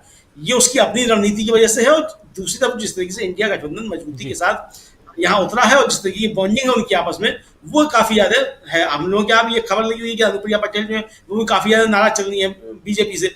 ये सारी चीजें आ रही, तो बीजेपी के सहयोगी जो है वो नाराज हैं। अभी जो था वीडियो खूब वायरल हुआ कि अरविंद राजभर जो उनके ओम प्रकाश राजभर के बेटे हैं, उनको किस तरीके से ब्रजेश पाठक ने बीजेपी कार्यकर्ताओं के सामने सिर झुकाया। तो यानी ये एक दलित जो था, मतलब अति पिछड़ा जो है, आपने उसको बीजेपी कार्यकर्ताओं के सामने इस तरीके से बेइज्जत किया। तो बहुत सारी चीजें हो रही है जो social engineering Bharatiya Janata party थी राजीव जी, सोशल इंजीनियरिंग में से कोई भी एक चक्र निकल जाता है तो पूरा वो चक्र टूट जाता है, तो वो चक्र टूटने की तरफ बढ़ रहा है धीरे धीरे। जी, कोई चक्र टूटे बने, हमको उससे क्या लेना क्या देना। हम तो समीक्षा कर रहे हैं और ये समझने की कोशिश कर रहे हैं अमलेंदु जी कि कौन आगे है कौन पीछे है। ज़रा शकील अख्तर जी आपके पास आना चाहता हूं और जल्दी जल्दी, अब चूंकि काउंटडाउन चालू हो गया है, 8:08 और 8:30 में आप सब जानते हैं कि इस कार्यक्रम को समाप्त करना होता है। आप तमाम साथियों के बीच आऊँगा, जल्दी जल्दी एकदम बिल्कुल रैपिड फायर राउंड की तरह बात करें, टू द पॉइंट। ज़रा शकील अख्तर जी, आपको लगता है कि अब जबकि चुनाव की घड़ियां नज़दीक हैं, 10वें दिन, ठीक आज से 10वें दिन मतदान है, ये चुनाव किस दिशा में आपको दिखाई देता है? देखिए, इस चुनाव में जो सबसे बड़ा मुद्दा बना है वो मोदी जी का बनाया हुआ मुद्दा है। और मोदी जी का बनाए हुए मुद्दे से मतलब यह है कि मोदी जी उसको नहीं चाहते थे, मगर मोदी जी के द्वारा वो मुद्दा बना दिया गया। और वो मुद्दा है कांग्रेस का घोषणा पत्र, या जिसे वो न्याय पत्र कह रहे हैं। मोदी जी बार बार कांग्रेस के घोषणा पत्र पर जा रहे हैं और हर सभा में कांग्रेस के घोषणा पत्र का जिक्र कर रहे हैं। तो जाहिर है कि लोगों की दिलचस्पी कांग्रेस के घोषणा पत्र में बढ़ती चली जा रही है और वो लोग बार बार उसको पढ़ रहे हैं। हमें रोज सुबह से जाने कितने ऐसे फोन आते हैं जो पढ़ के और हमसे पूछते हैं कि साहब इसमें मुस्लिम लीग कहां लिखा है। हम कहते हैं फिर से पढ़िए, शायद मिल जाए आपको, मोदी जी ने कहा है, ढूंढिए इसमें। फिर वो कहते हैं कि मुस्लिम लीग तो इसमें कहीं दिख नहीं रहा, हिंदू मुसलमान तो इसमें कहीं दिख नहीं रहा, और मोदी जी तो यही बार बार बोल रहे हैं। तो हमने पूछा कि दिख क्या रहा है भाई? कहते इसमें तो हमें नौकरी दिख रही है, इसमें तो हमें शिक्षा दिख रही है, इसमें तो हमें यह दिख रहा है कि भूमिहीनों को जमीन मिलेगी, इसमें तो हमें यह दिख रहा है कि जो गरीब सवर्ण है, जो पिछड़ा है, जो दलित है, जो आदिवासी है, उसके लिए आरक्षण का केप राहुल कह रहे हैं 50% हटा दूंगा मैं। और इस पे जो एक बहुत अच्छी बात हमें दिख रही है वो चीन दिख रही है कि चीन पे तो क्या बात कही है घोषणा पत्र में कि बड़ी बड़ी बातों से कुछ नहीं होगा, सीना ठोकने से कुछ नहीं होगा, सुरक्षा कड़ी करना पड़ेगी। ये तो बहुत अच्छी बात कह दी इन्होंने। तो आज की तारीख में कांग्रेस का घोषणा पत्र सबसे बड़ा चुनावी मुद्दा बन रहा है। और एक बात आपको बता दें कि ऐसा नहीं है कि ये पहली बार हो रहा है। कांग्रेस का घोषणा पत्र या कांग्रेस के जो महाधिवेशन होते थे, उनके जो राजनीतिक, आर्थिक, विदेश नीति के प्रस्ताव होते थे, वो हिंदुस्तान में ही नहीं पूरी दुनिया में चर्चा और उत्सुकता के केंद्र हुआ करते थे। ऐसे ही कांग्रेस के घोषणा पत्र भी, कांग्रेस के घोषणा पत्र में विकास की कहानी होती थी, गरीबी हटाओ होता था, और आज वही फिर से बन गया है। तो ये कांग्रेस के हिसाब से बहुत अच्छी बात है कि उसका घोषणा पत्र उसके विरोधियों के द्वारा मुद्दा बनाया जा रहा है और कांग्रेस को कुछ भी कहने की जरूरत नहीं है। आपने देखा ना, रात के 12 बजे राहुल वीडियो बना रहे हैं, और किस पे बना रहे हैं? सिर्फ इस घोषणा पत्र पे। तो कांग्रेस भी समझ गई है, राहुल भी समझ गए हैं, राहुल की टीम भी समझ गई है।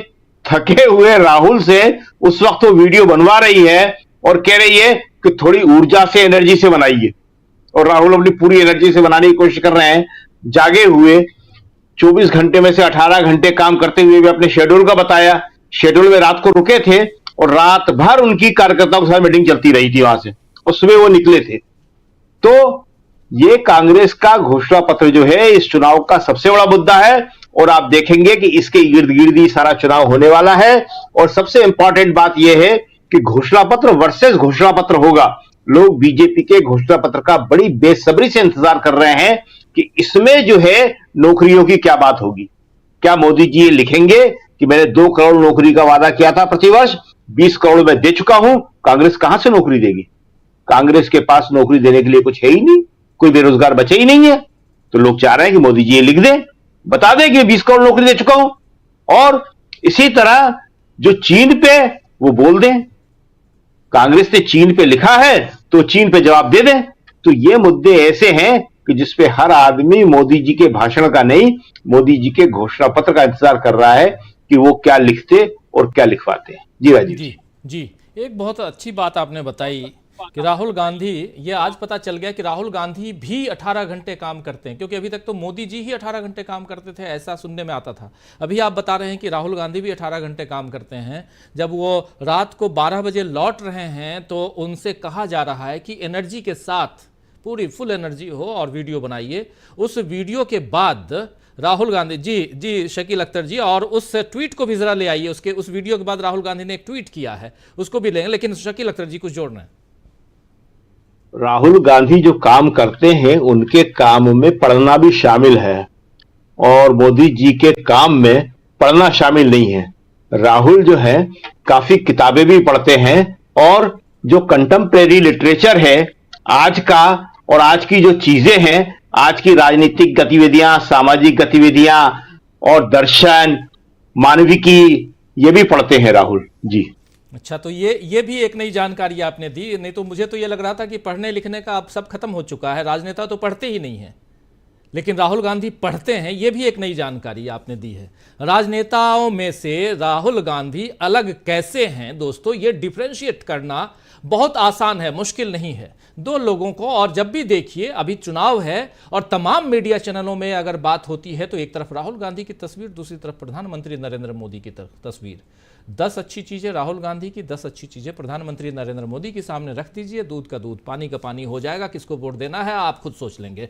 आइए जरा आना चाहता हूं प्रशांत टंडन जी आपके पास, लेकिन उससे पहले जब अभी उस वीडियो का जिक्र कर रहे थे, जिस वीडियो को राहुल गांधी ने रात के 12 बजे बनाया, और उस वीडियो को लाखों लोगों ने, लाखों नहीं करोड़ों लोगों ने देख लिया। उसके बाद राहुल गांधी ने एक ट्वीट किया, उसमें एक अपील की थी राहुल गांधी ने कि इस न्याय पत्र से अगर आपको इसमें कुछ जोड़ना, घटाना, इसके बारे में कुछ कहना है तो जरूर बताइए। मैं अपनी टीम से कहूंगा कि उस ट्वीट को अगर ला सकते हैं स्क्रीन पर तो ले आइए, क्या कुछ राहुल गांधी कह रहे हैं। वीडियो सुन लेते हैं, पहले देख लेते हैं और फिर ट्वीट, फिर प्रशांत टंडन जी के आपके पास आता हूं। नमस्कार, रात के 12 बजे हैं। मेरी टीम ने कहा है कि मुझे बहुत एनर्जी के साथ ये वीडियो करना है, मुस्कुरा के ये वीडियो करना है। अभी मैं तेलंगाना से लैंड किया हूँ। मैनिफेस्टो रिलीज का फंक्शन था, बहुत अच्छा फंक्शन था, काफ़ी लोग थे।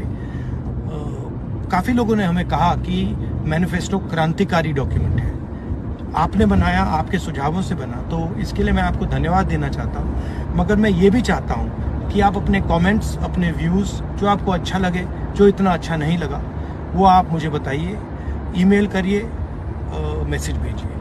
बहुत बहुत धन्यवाद। जय हिंद। इसके बाद राहुल गांधी का एक ट्वीट आता है। ट्वीट में क्या कुछ, मैं पढ़ के सुनाता हूं। ट्वीट में लिखते हैं, सबको नमस्ते। मेरे पिछले वीडियो, जो ये वीडियो अभी आप देख रहे थे, मेरे पिछले वीडियो पर कांग्रेस के न्याय पत्र यानी मैनिफेस्टो के बारे में बड़ी संख्या में आपकी प्रतिक्रियाएं देखकर मैं बहुत खुश हूं। मुझे करीब 3,500 ईमेल और 1,40,000 कमेंट्स मिले हैं। हम उन सभी को पढ़ रहे हैं। कृपया अपने विचार, सवाल और सुझाव rgconnects@inc.in पर भेजते रहिए और मैं वक्त निकालकर उन पर जवाब देता रहूँगा। ये राहुल गांधी लिख रहे हैं। इसके अलावा कल ही कांग्रेस के हैंडल से जो मैसेजेस आते हैं, उस मैसेज को मैं देख रहा था जिसमें कांग्रेस भी काफ़ी उत्साहित है और कांग्रेस बता रही थी कि कितने करोड़ लोगों ने इस वीडियो को देख लिया। और अभी राहुल गांधी कह रहे हैं कि पर्सनल ईमेल 3,500 ईमेल्स आए हैं। तो ये 18 घंटे काम आज पहली बार, शकील अख्तर जी आपने सही किया, अच्छा है कि आपको इस कार्यक्रम में हम लोगों ने आपसे गुजारिश की और आप बैठ गए।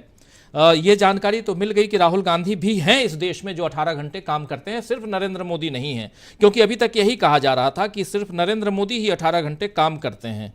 प्रशांत टंडन जी, इसी काम और वीडियो और बाकी ऊर्जा, उत्साह, इन सब को देखते हुए ज़रा सीधा वही सवाल आपके पास लेके आना चाहता हूँ। काउंटडाउन चालू है, ऐसे में ये चुनाव अब कहाँ तक चढ़ता हुआ दिखाई दे रहा है, किस दिशा में जाता हुआ दिखाई दे रहा है? पहले राजीव जी इस वीडियो के बारे में बात कर लेते हैं।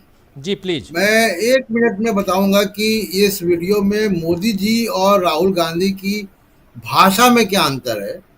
और भाषा में अंतर से पहले एक बात समझ लें हम लोग, इस वीडियो को सिर्फ इंस्टाग्राम पे 30 मिलियन लोगों ने देखा है।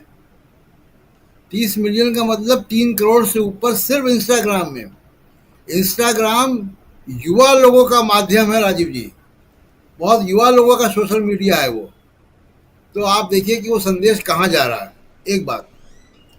दूसरी बात आप देखिए कि मोदी जी जब कहते हैं तो उनका इशारा ऐसे होता है, मोदी की गारंटी जी, मोदी आपको ये दे रहा है, मतलब वो एक राजा और प्रजा वाला जो संदेश होता है वो होता है। मोदी जी के आपने घर से दे रहे हैं, जनता की कमाई से ही दे रहे हैं ना आप। जनता का टैक्स जो आप खर्च कर रहे हैं, जनता ने आपको नियुक्त किया है उसके टैक्स को ठीक ढंग से खर्च करने के लिए। ठीक ढंग से आपने किया नहीं किया वो 4 तारीख को पता चलेगा। दूसरी बात, राहुल गांधी ये कह रहे हैं राजीव जी, ये मैनिफेस्टो आपने बनाया है और शुक्रिया आपका, और आप सुझाव दीजिए इसको और बेहतर करवाइए। आप ये देखिए कि ये 2 अलग अलग धाराएं हैं भारत की राजनीति में। एक धारा राजतंत्र की तरफ ले जा रही है जो डेमोक्रेटिक नहीं है, और एक धारा जो कि बहुत डेमोक्रेटिक तरीके से बातों को रख रही है।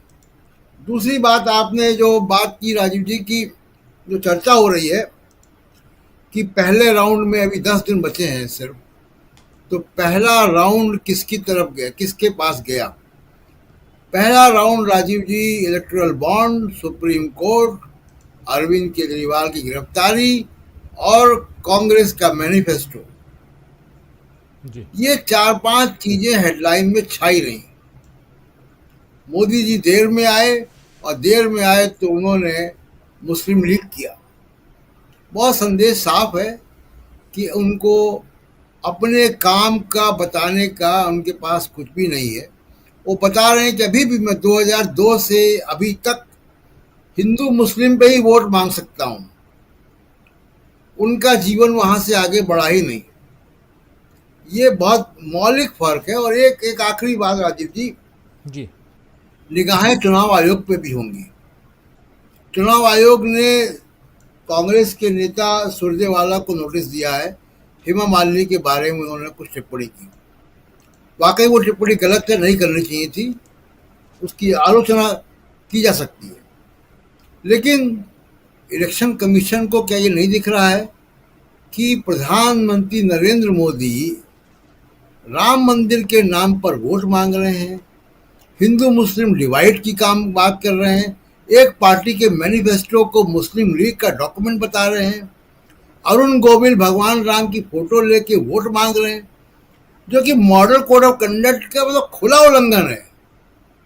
कोई लेमैन भी बता सकता है। मुझे तो बड़ा आश्चर्य है कि इतनी लंबी सिविल सर्विसेज की, जी ये तस्वीर देख रहे हैं आप, इतनी लंबी सिविल सेवा की तजुर्बे के बाद ये अधिकारी वहां बैठे हुए हैं, संवैधानिक पद पे हैं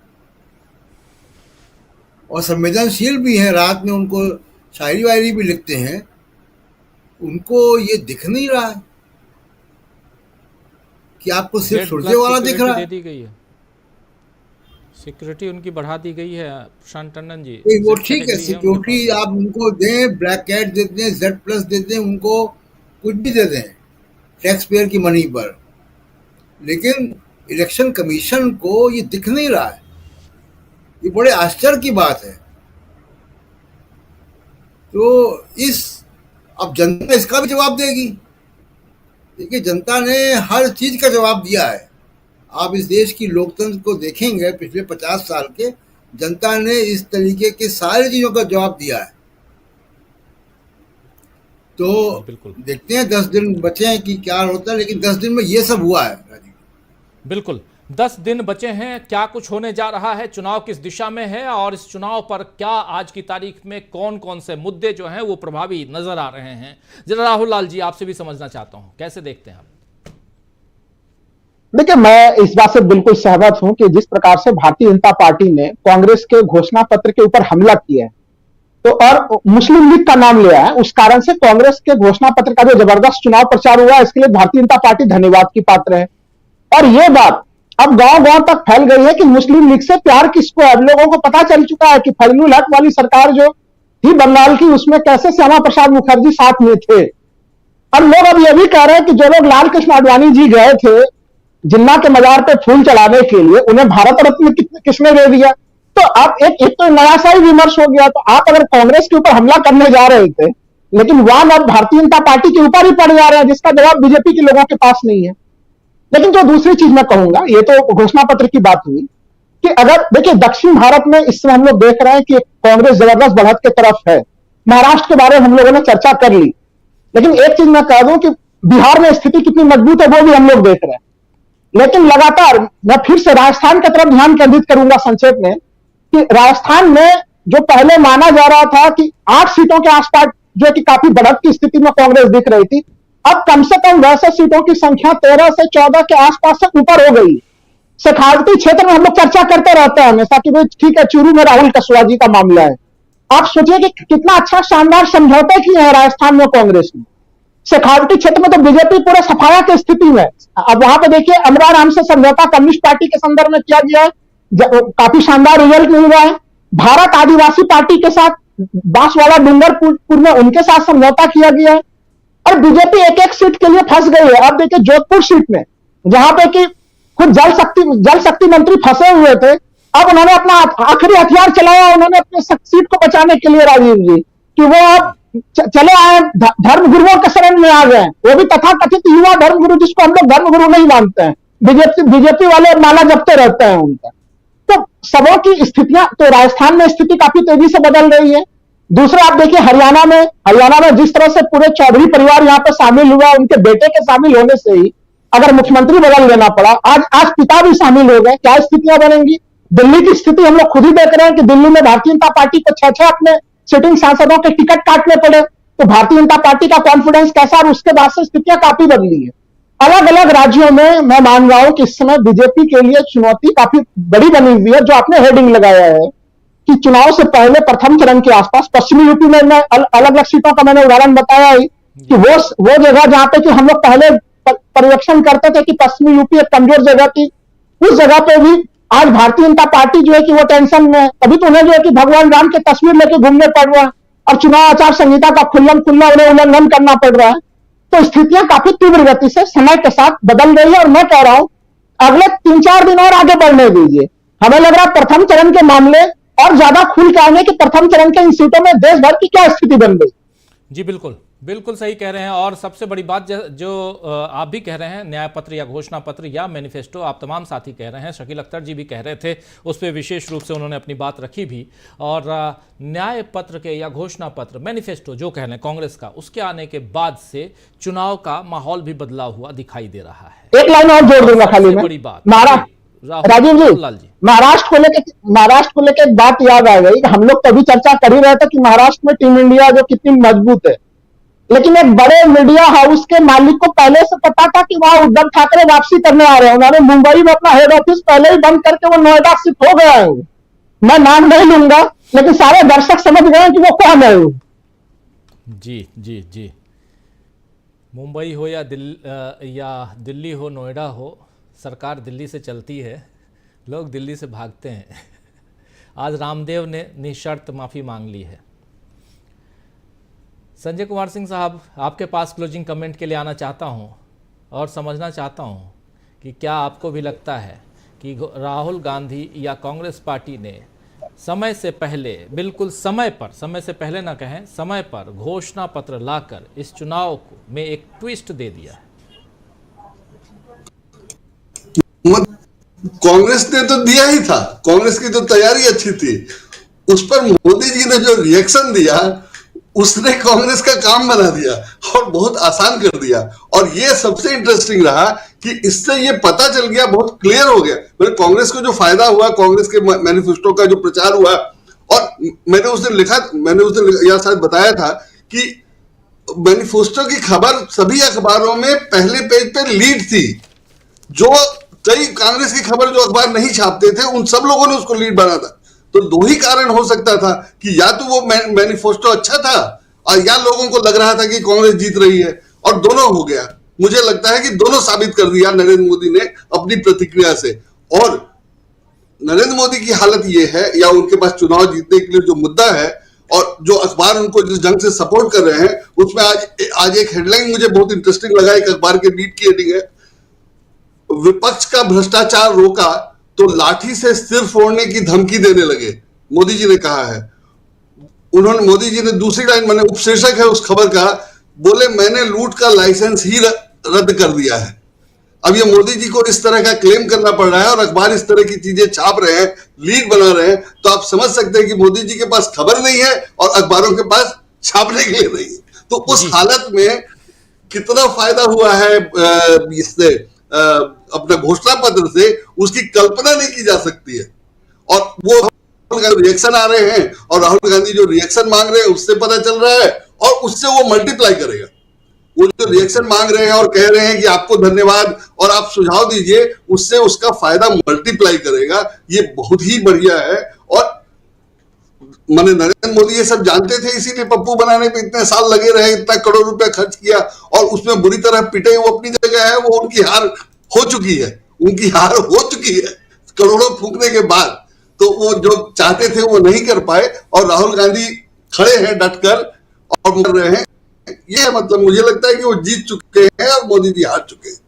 जी, अभी तो बाकी है जीत और हार कहना, देखना होगा 4 जून को कि क्या कुछ रिजल्ट आता है। लेकिन उससे पहले जो चुनाव जिस दिशा में जा रहा है उसकी समीक्षा हम कर रहे हैं और समझ रहे हैं कि आखिर अब यहाँ से जो राजनीतिक जो दल हैं वो कौन कौन से मुद्दे लेके आते हैं। और जो सबसे बड़ी बात यहाँ हमारे तमाम साथी कह रहे हैं, मैनिफेस्टो का समय पर, कांग्रेस के मैनिफेस्टो का समय पर आना इस चुनाव में एक मील का पत्थर साबित हो सकता है। और इसमें अगर आप भी खोज पाएं तो खोज के ज़रूर बताइएगा कि मुस्लिम लीग के बारे में क्या कुछ लिखा है।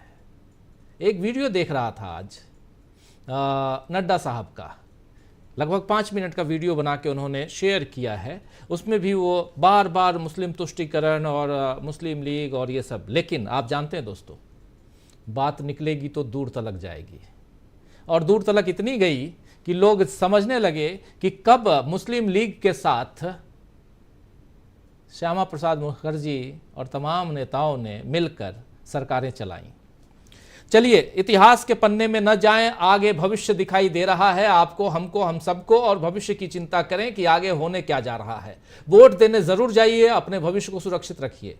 पहले वोट दीजिए, उसके बाद वोट की काउंटिंग ढंग से हो उसके लिए लड़िए। और इस बीच एक लड़ाई सुप्रीम कोर्ट में चल रही है, ईवीएम को लेकर, वीवीपैट को लेकर 100% वीवीपैट की गिनती हो और साथ में पर्ची आपके हाथ में आए। ये 2 सवाल वहां रखे गए हैं और याचिकाएं दायर की गई हैं, एक नहीं कई याचिकाएं हैं जिस पर सुनवाई होना है 16 अप्रैल को, ठीक आज ही के दिन, अगले सप्ताह। और कुछ साथी बोल रहे थे कि 19 तारीख को जब चुनाव है तो 16 अप्रैल से काउंट, इस बारे में अगर सुप्रीम कोर्ट में सुनवाई होगी तो क्या फायदा। बिल्कुल फायदा है, क्योंकि काउंटिंग जो है वो 19 अप्रैल को नहीं है, काउंटिंग है 4 जून को।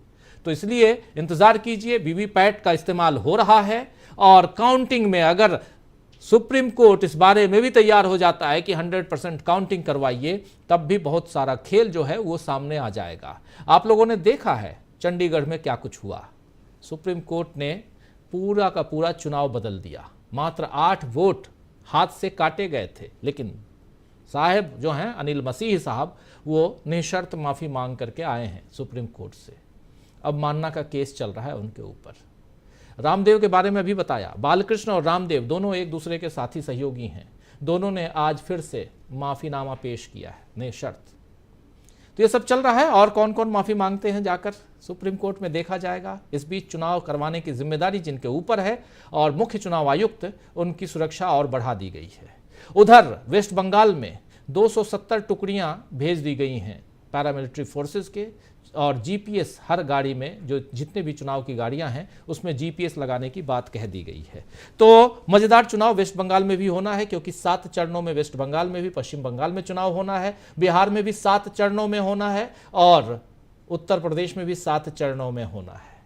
महाराष्ट्र में 3 चरण है या 4 है, मुझे ध्यान नहीं आ रहा है, आप लोगों को ध्यान होगा तो जरूर देखिएगा। तो बहुत बहुत शुक्रिया अदा करता हूं। 5 चरणों में है, हमारे साथी कह रहे हैं राहुल लाल जी 5 चरणों में है। तो बहुत बहुत शुक्रिया राहुल लाल जी इस जानकारी के लिए, बहुत बहुत धन्यवाद आपका। बहुत धन्यवाद शकील अख्तर जी, संजय कुमार सिंह साहब, क्लोजिंग